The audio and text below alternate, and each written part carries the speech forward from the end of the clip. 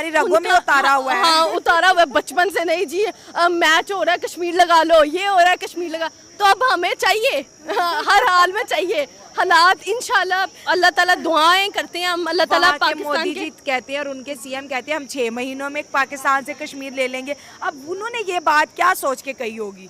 यही हमारे हालात सोच के, हमारे हालात देख के उन्होंने ये बात की है कि हम ले लेंगे, लेकिन अल्लाह रहम करे। आपको पता है दुबई ने पाकिस्तान के वीजे बंद कर दिए, पाकिस्तान को ब्लैक लिस्ट कर दी है। ऐसे ही है। कभी आपने सुना है किसी मुल्क ने इंडियंस के वीजे बंद किए हो?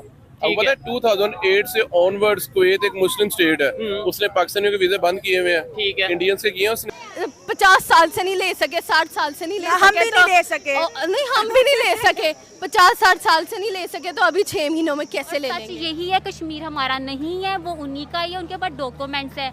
यार आप इतनी देर से कर रहे हो, क्यों नहीं आपको अभी टिकट मिला? 77 साल हो क्यों गए। नहीं आपके लिए आवाज उठाई कि हमने पाकिस्तान के 54 साल कांग्रेसियों के राज में और कांग्रेस के शासन में हमारे भारत के बच्चों को सिविलाइजेशन से दूर किया गया, यहाँ की संस्कृति और सभ्यता से दूर किया गया, यहाँ के भारत के और सनातन धर्म के जितने भी वेद और ग्रंथ और श्लोक हैं उनसे दूर किया गया। मैं आपको ये 1888 एजुकेशन मिनिस्टर बना था और आज तक यही एनसीईआरटी कांग्रेस के शासन में ये पता नहीं कर पाई, यही एनसीईआरटी कांग्रेस के शासन में ये पता नहीं कर पाई कि आखिर ये मौलाना अबू कलाम आजाद जो मक्का में पैदा हुए और इधर उधर लुगड़ते फुगड़ते इधर भारत चले आए और यहाँ पर आकर के नेहरू साहब के नेतृत्व में, उनकी लीडरशिप में, उनके छत्र छाया में, नेहरू साहब के छत्र छाया में उनको भारत का पहला शिक्षा मंत्री बनाया गया। इंडिया और बड़ा इम्पोर्टेंट ट्रिप है ये, इंतहाई सिग्निफिकेंट ट्रिप है। बेसिकली अमेरिकन जो नेशनल सिक्योरिटी एडवाइज़र हैं जैक सलिवन के जो काउंटर पार्ट है इंडिया के अंदर वो तो अजीत डोवल साहब है। और ये जो 2 दिन का विज़िट है वो आप ये समझ लें कि इस about protecting technology tool kit और जो सेंसिटिव इंफॉर्मेशन है, जो डुअल यूज टेक्नोलॉजी है, उसकी लीकेजेस को कैसे रोकना है। क्लास के सिलेबस में दूसरी एक टर्म यूज की गई है, उसके ऊपर मैं चाहूंगा कि मुझे थोड़ा सा और देखने वालों को भी इसके ऊपर आप एक्सप्लेन करिएगा। चाहूंगी जो श्री कृष्ण ने कहा था, श्री कृष्ण ने साफ कहा था बस कर्म तुम्हारा कल होगा और कर्म गर सच्चा है तो कर्म कहाँ निष्फल होगा। लोहा जितना तपता है उतनी ही ताकत भरता है, सोने को जितनी आग लगे वो उतना प्रखर निखरता है, हीरे पर जितनी धार लगे वो उतना खूब चमकता है। ये श्री कृष्ण ने कहा था और मैं इसको बहुत फॉलो करती हूँ। एनसीईआरटी ने, national council of education research and training ने बहुत खूबसूरत निर्णय लिया, बहुत खूबसूरत। मुझे लगता है कि 53 साल आज जम्मू कश्मीर के लोग कह रहे हैं कश्मीर बनेगा हिंदुस्तान, कश्मीर बनेगा हिंदुस्तान।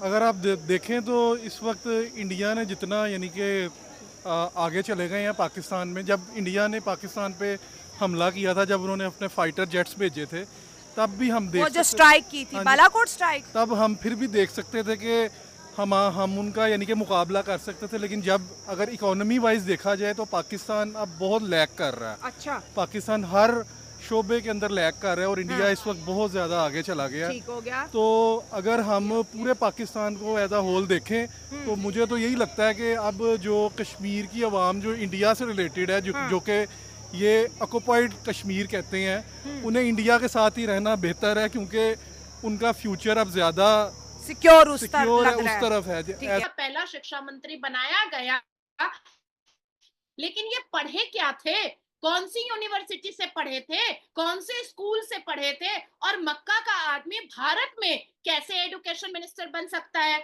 देखिए, अच्छा ये इस्लामिक थियोलॉजियन था, ये सिर्फ इस्लाम को जानता था, इसके अलावा साइंस, ज्योग्राफी, हिस्ट्री नहीं जानता था। ये अबू कलाम आजाद जो मौलाना जो है। अब बात आती है कि शोएब अकबर जो ना भारत में पैदा हुआ और ना भारत में मरा, उसकी बातें हम पढ़ते थे भारत में। शाहजहां जिसकी हजारों बीवियां थी, उसको मोहब्बत और इश्क का सबसे बड़ा एग्जाम्पल और मिसाल बना दिया गया, जबकि वो अश्लीलता का नंगा नाच करता था। जिस औरंगजेब ने अपने पिता को जेलबंदी करवाई, जिस औरंगजेब ने तख्त और ताऊस के लिए अपने भाई का गला काटा, जिस औरंगजेब ने इस भारत की कई मंदिरें तोड़ी, जिस औरंगजेब ने एक तलवार से 40 लाख हिंदुओं का गला काटा, जिस औरंगजेब ने राजपूतों को खत्म करने की कोशिश करके उनकी 1-2 ड्रेसेस ले लिए हैं और एक आध रहता है। इतने ड्रेसेस क्या करने हैं, ईद पे तो हमने बकरे ही संभालने हैं।